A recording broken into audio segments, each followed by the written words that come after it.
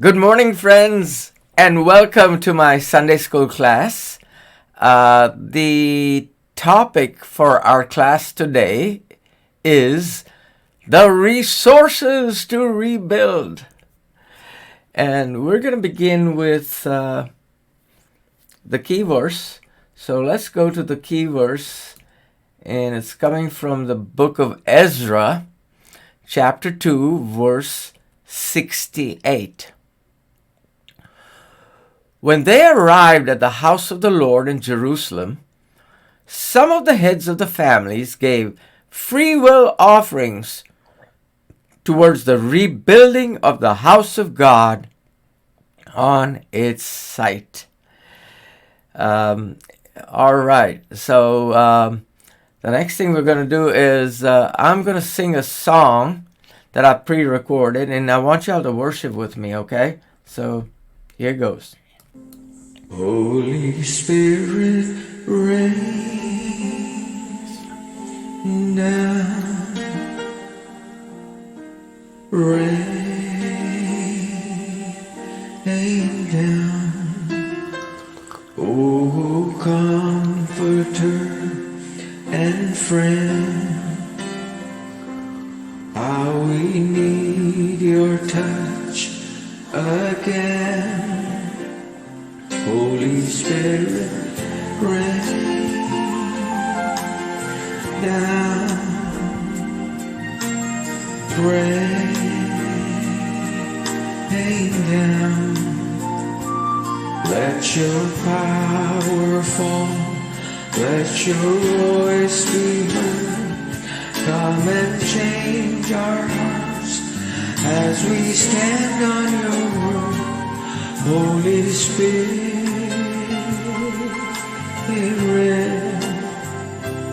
rain down.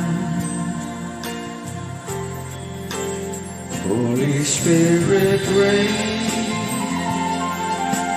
down,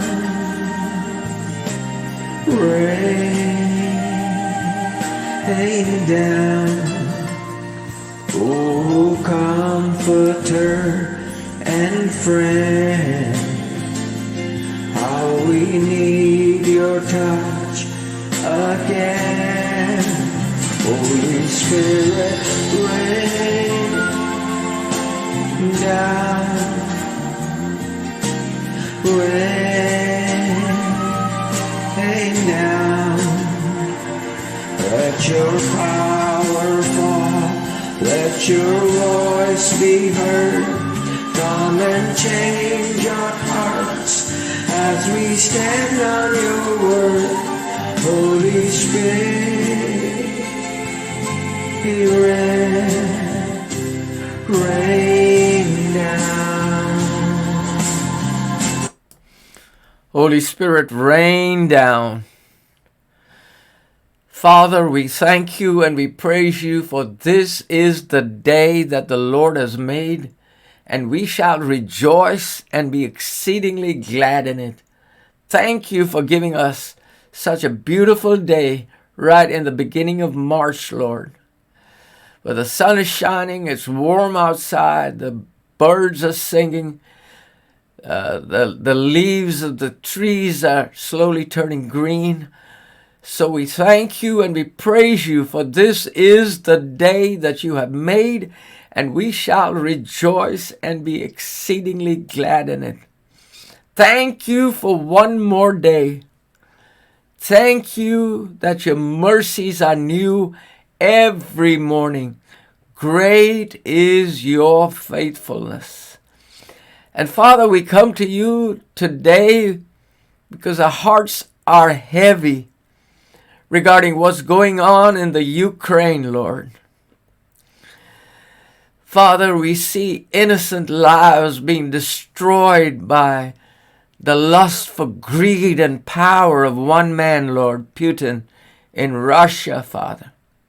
And so, Father, we cry out to you to intervene in that situation, Lord.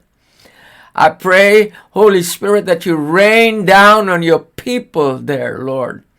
Rain down on your refugees that are fleeing the country by the thousands, Lord.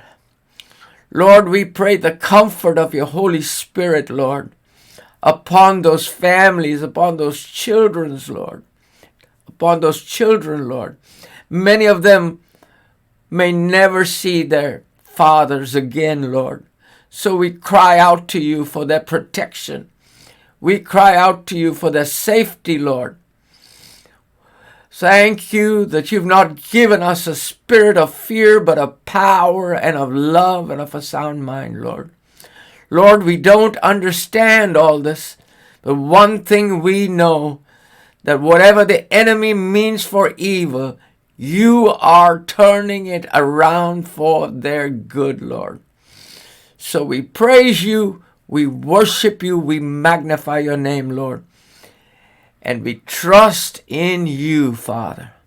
And Father, I come to you this morning for my Sunday school class, Lord. May the words of my mouth and the meditations of my heart be acceptable unto you, O Lord, my Savior and my Redeemer. And Father, I pray for a special anointing of your Holy Spirit to teach this Sunday school lesson with clarity and with conviction, Father. For we ask it in Jesus' matchless name. Amen and amen. Hallelujah. Thank you for tuning in. And let's go to the introduction of our class. Life is filled with times and seasons of trouble.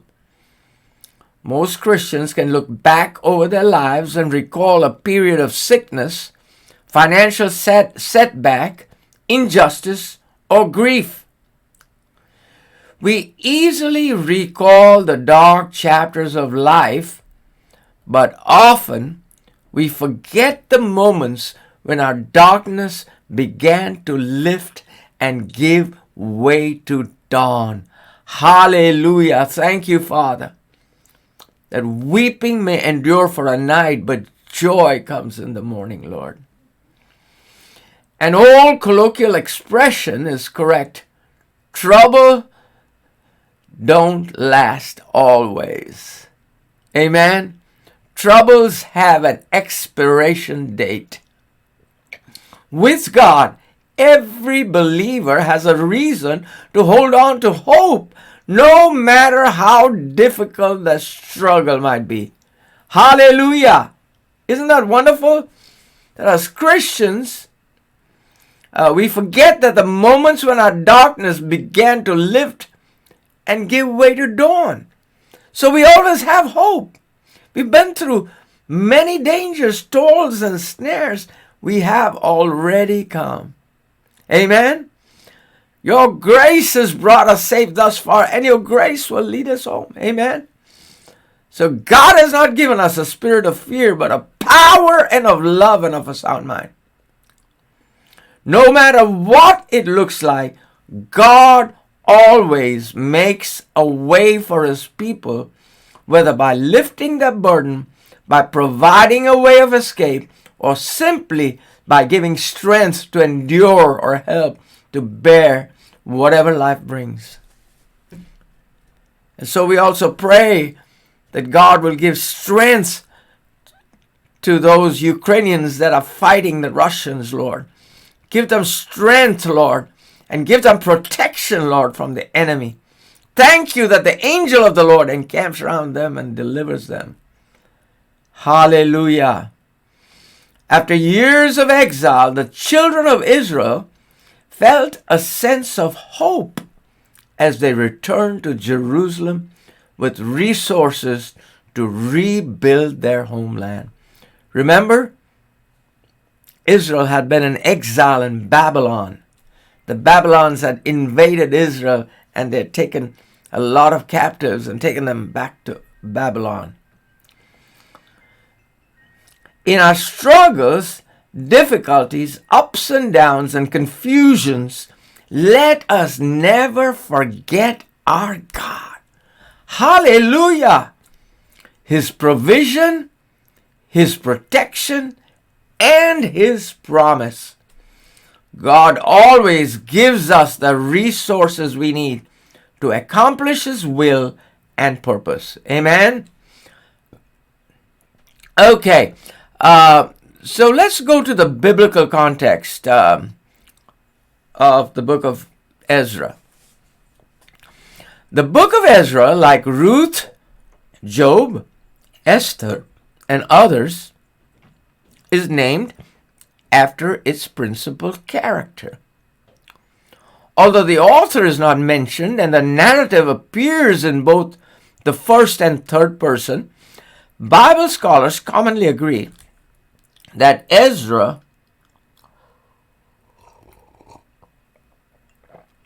wrote the book that bears his name. The book records the fulfillment of God's promise to the nation of Israel through Jeremiah to bring the people back to their homeland after 70 years of captivity.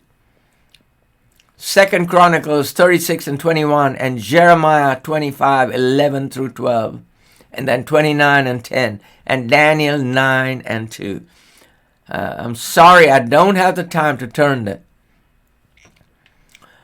Through the protection and help of 3 Persian kings, Cyrus, Darius, and Artaxerxes, and the leadership of godly Jews such as Zerubbabel, Joshua, Haggai, Zechariah, and Ezra, the second temple was completed. Excuse me. And true worship was restored in Jerusalem. As the scene opens in Ezra 1, the Jews have seen the overthrow of the hated Neo-Babylonian Empire in 539 BC by Cyrus the Persian. And Daniel has just been placed in a place of honor by Darius the Mede, whom Cyrus appointed to rule over the Neo-Babylonian territories. Daniel chapter 5, verses 30 through chapter 6, verse 3. Okay? So that's the background, all right? Okay. Let's now go to the analysis of the biblical text. And point number 1 is preparing the house of God. Ezra 1, 8 through 1 through 8 and then 11, okay? So let's go to the scriptures. So here is Ezra chapter 1, verses 1 through 8. Preparing the house of God. Cyrus helps the exiles to return. Now, Cyrus is a Persian king, okay? All right, let's read. In the first year of Cyrus, king of Persia, in order to fulfill the word of the Lord spoken by Jeremiah, the Lord moved the heart of Cyrus, king of Persia, to make a proclamation throughout his realm and also to put it in writing. This is what Cyrus, king of Persia, says. The Lord, the God of heaven, has given me all the kingdoms of the earth, and he has appointed me to build a temple for him at Jerusalem in Judah. Any of his people among you may go up to Jerusalem in Judah and build the temple of the Lord, the God of Israel, the God who is in Jerusalem, and may their God be with them. And in any locality where survivors may now be living, the people are to provide them with silver and gold, with goods and livestock, and with freewill offerings for the temple of God in Jerusalem. Then the family heads of Judah and Benjamin, and the priests and Levites, everyone whose heart God has moved, prepared to go up and build the house of the Lord in Jerusalem. All their neighbors assisted them with articles of silver and gold, with goods and livestock, and with valuable gifts, in addition to all the free will offerings. Moreover, King Cyrus brought out the articles belonging to the temple of the Lord, which Nebuchadnezzar had carried away from Jerusalem, and had placed in the temple of his God. Cyrus, king of Persia, had them brought by Mithridates, the treasurer, who counted them out to Sheshbazzar, the prince of Judah. And then verse 11, in all there were 5,400 articles of gold and of silver. Sheshbazzar brought all these along with the exiles when they came up from Babylon to Jerusalem. Amen. So let's just dive into these scriptures a little more in detail. Okay. So all right.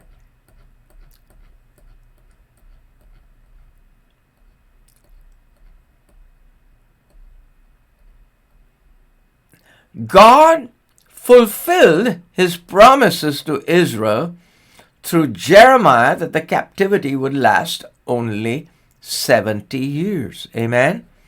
Remember, Jeremiah had already prophesied that the Jews would be in captivity to the Babylonians for 70 years. And after 70 years, they would return back to the land, and their land would be restored to them. And we're seeing this happening right before our eyes. When that period was up, Cyrus the Persian conquered the Babylonians, who had conquered Judah and enslaved its people.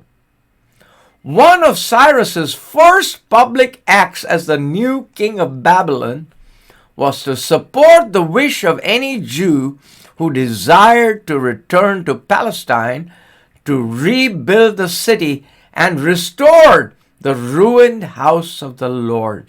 Isn't that wonderful? The first year of Cyrus, king of Persia, verse 1a, specifically references the first year of Cyrus's reign over conquered Babylon. The text quickly reveals that events unfold as the Lord's Spirit moves on the king to fulfill the word that God had spoken through the prophet Jeremiah many years earlier. Isn't that awesome? That this prophecy had been given by the prophet Jeremiah many hundreds of years before, and it is now coming to pass. Hallelujah. The urging of the Lord was so profound that King Cyrus made a proclamation to the entire kingdom and then put it in writing to ensure the longevity of the decree. Verse 1c. Isn't that awesome? Now, you've got to remember that King Cyrus was a Persian, so he was not a Jew. Yet God moved upon Cyrus in such a manner that he couldn't help but restore everything back to the Jews. Amen? That's why it says the urging of the Lord was so profound that King Cyrus made a proclamation to the entire kingdom and then put it in writing to ensure the longevity of the decree. He couldn't help but do what God prompted him to do. Amen. So God can use anybody. The proclamation began with the official language of political or governmental authority.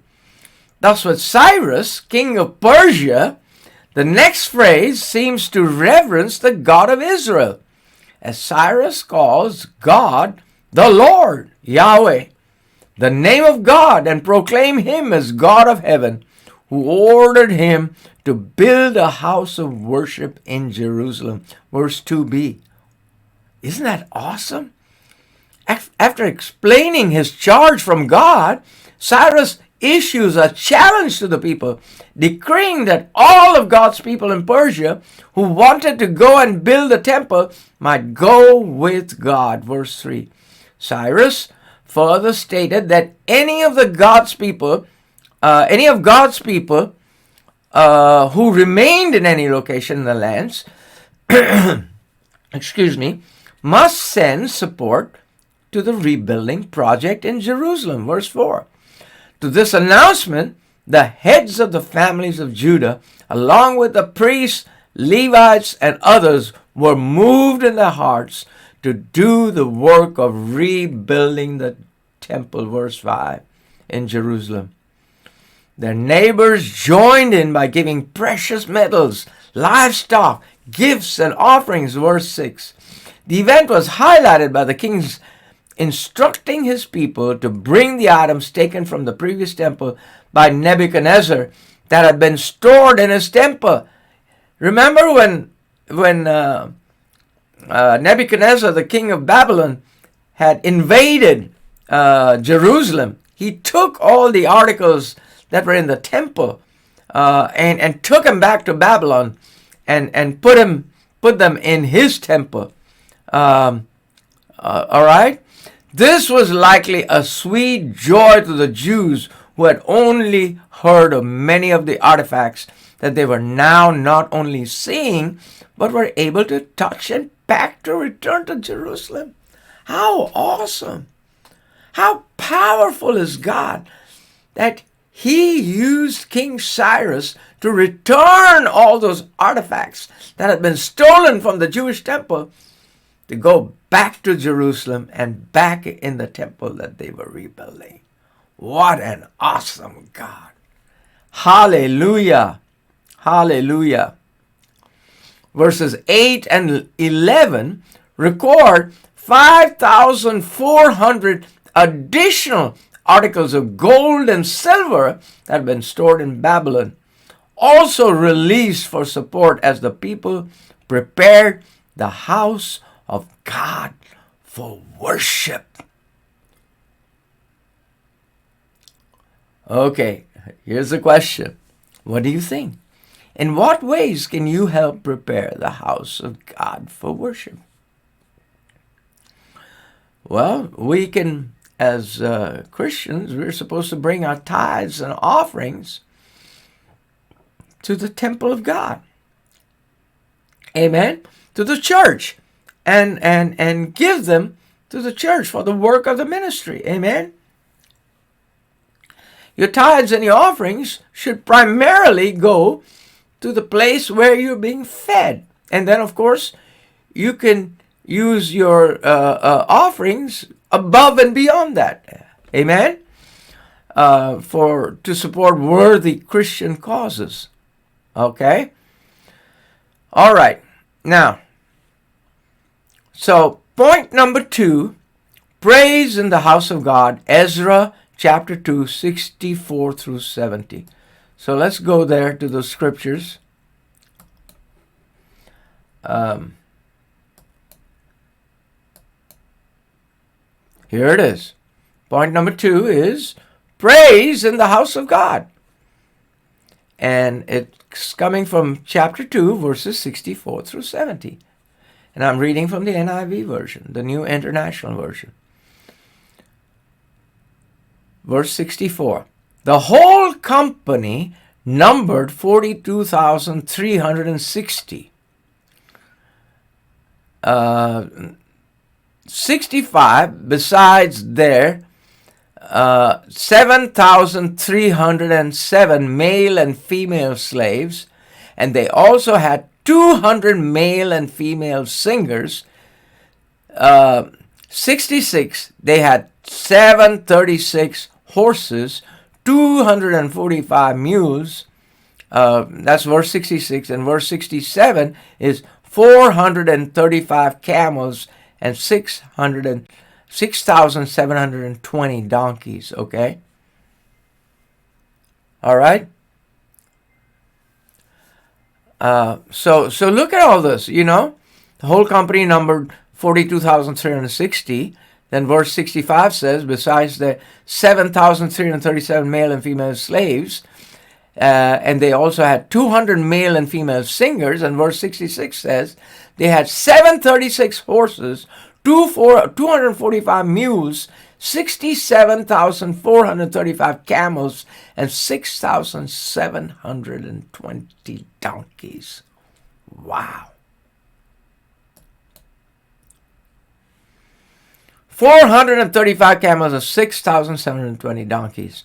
When they arrived at the house of the Lord in Jerusalem, some of the heads of the families gave freewill offerings towards the rebuilding of the house of God on His site. According to their ability, they gave to the treasury for this work 61,000 derricks of gold, 5,000 minas of silver, and 1,000 priestly garments. Then verse 70, the priests, the Levites, the musicians, the gatekeepers, and the temple servants settled in their own towns, along with some of the other people, and the rest of the Israelites settled in their town. Amen and amen. Okay, let's go to these, let's dissect these scriptures in greater detail now, okay? So, let's look at that. Chapter 2 opens by identifying those who return. The list is divided into 8 groups. They are Zerubbabel and his companions, verses 1 through 2. Jewish families, verses 3 through 19. Palestinian towns, verses 20 through 35. Priests, verses 36 through 39. Levites, verses 40 through 42. Nethinim, temple assistants, verses 43 through 54. Solomon's servants, verses 55 through 58. Those with uncertain genealogies, verses 59 through 63. It ended with a list of totals, verses 64 through 67. And finally, a brief statement about their arrival and the gifts they gave to the temple, verses 68 through 70. The chronicler captured the whole company as numbering 42,360 people, verse 64, in addition to the 7,337 who came as servants, 200 singers, verse 65, plus a huge amount of personal property, to include the animals listed in verse 66, which were pack animals used for carrying items, especially on long trips. The details in verses 65 to 67, including the number of servants and property, give the strong implication that many of the Israelites were returning with considerable material wealth. Wow! Look at God. They left Judah as broken, defeated prisoners of war, only to return to their homeland blessed with bountiful possessions. The 200 men and singers of verse 65 were professional singers hired to lead the celebration. They're part of the temple choir. They sang praises to Yahweh in His temple. The entire scene, including the list, demonstrated the status of the exiles, including their resources and capabilities. Fully confident that they would soon praise God in the temple, some of the heads of families gave freewill offerings for the building of the house of God, verse 68. For those who often make excuses for not being able to give, the writer noted that everyone gave according to their ability, verse 69 and A. Isn't that awesome? Everyone gave according to their ability.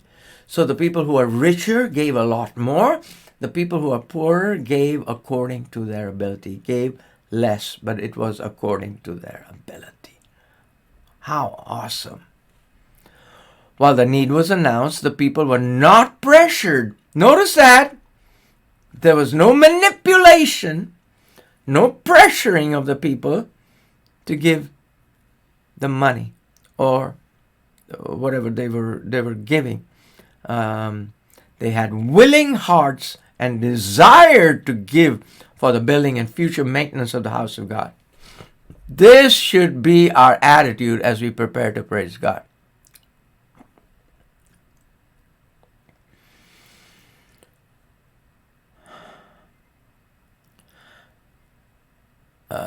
Let me put a caveat in all this.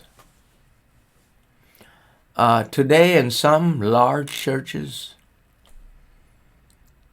we see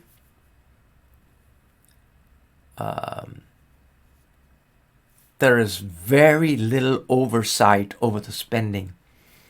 And the money that is given, trusting the leadership, is spent every which way to fulfill the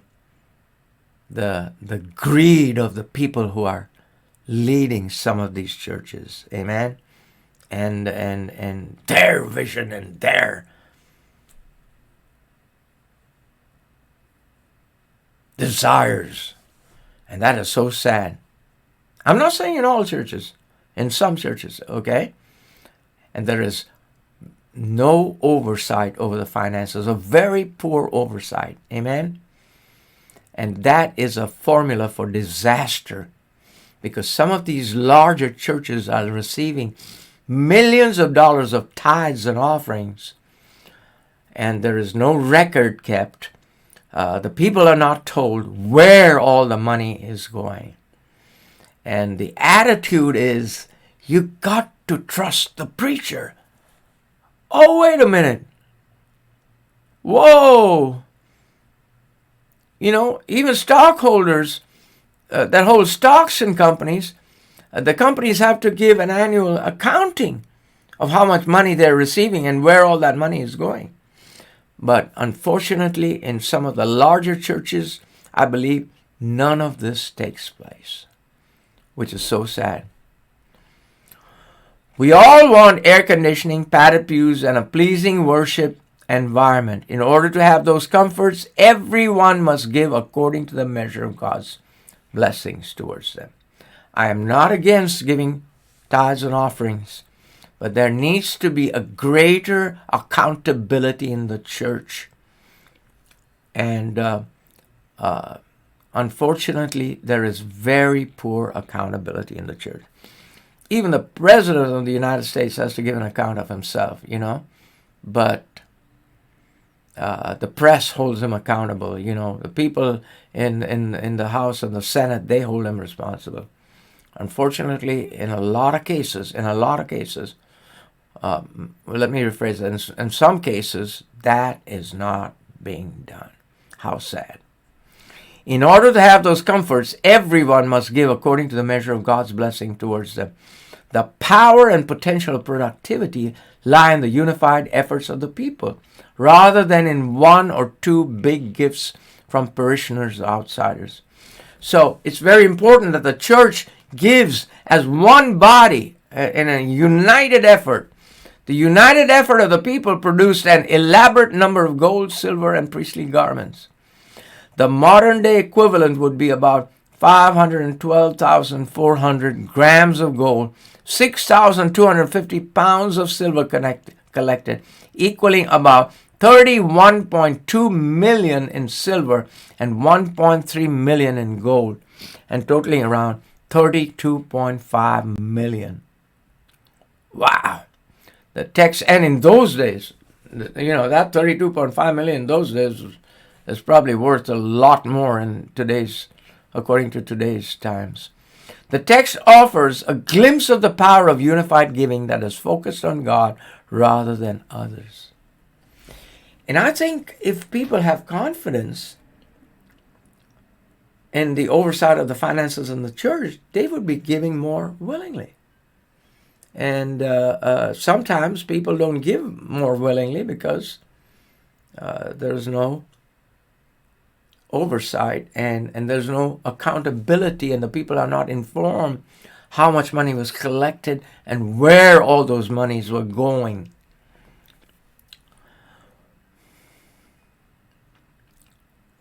With this major task behind them, all the people, temple leaders, Israelites, and others settled in their towns, anticipating the great day when they could worship in the house of the Lord. Verse 70. How wonderful. How wonderful. That is so awesome. Here's the question. What do you think? How can we encourage others to give to the upbuilding and upkeep of the Lord's house? We can encourage others by reminding them that the house of the Lord is very important. And when we unite as believers and give generously, then money is available to help the poor and the needy. Amen? And for the general upkeep of the church, etc. All right? So we can encourage people and say, hey, the first thing to remember is the tithe belongs to the church. Amen? On top of that, we're supposed to give offerings. And we're supposed to give a first fruit offerings, okay? Now, we don't want to make this legalistic either, okay? So people are free to give as they're able to. But if I believe that if people have confidence in the way their money is being handled, I think they would give more abundantly.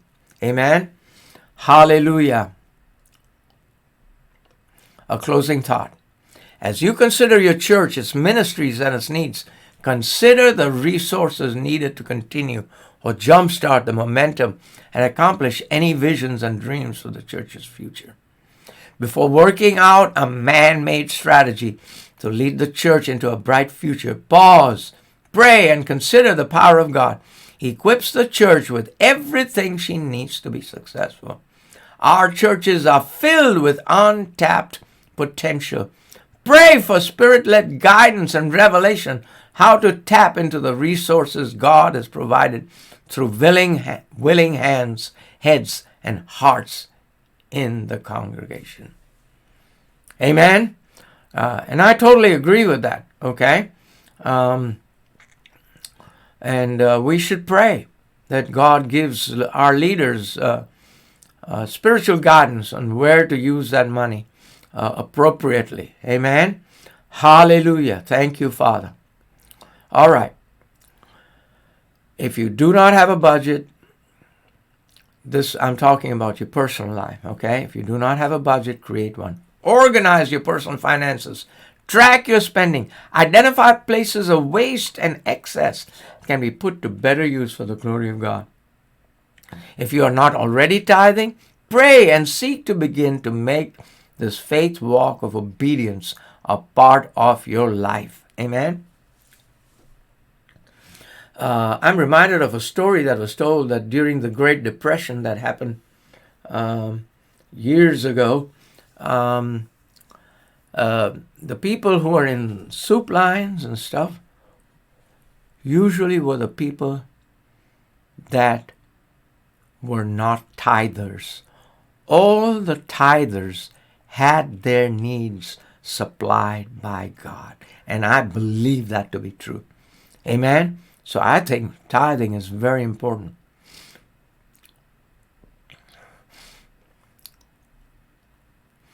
Here's the closing prayer. Dear Lord, we pray for a fresh anointing and revelation of gifts, talents, and treasures within us. We pray, Lord, for a humble spirit, one that is led by the Spirit, willing to share resources for the advancement of the kingdom of God. Be with us, Lord. In Jesus' name we pray. Amen and amen. So let's finish listening to that song, and please worship. No eye has seen, no ear has heard, no mind can know what God has in store. So open up heaven, open it wide, over your church and over us. Holy Spirit, rain down, rain down. Oh, comforter and friend, how we need your touch again. Holy Spirit, rain down, rain down. Let your power fall, let your voice be heard. Come and change our hearts as we stand on your word. Holy Spirit, rain down.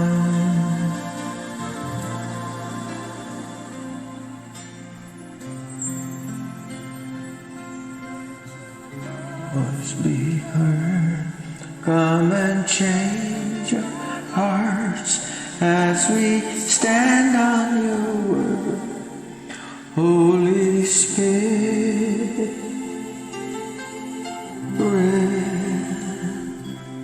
rain down.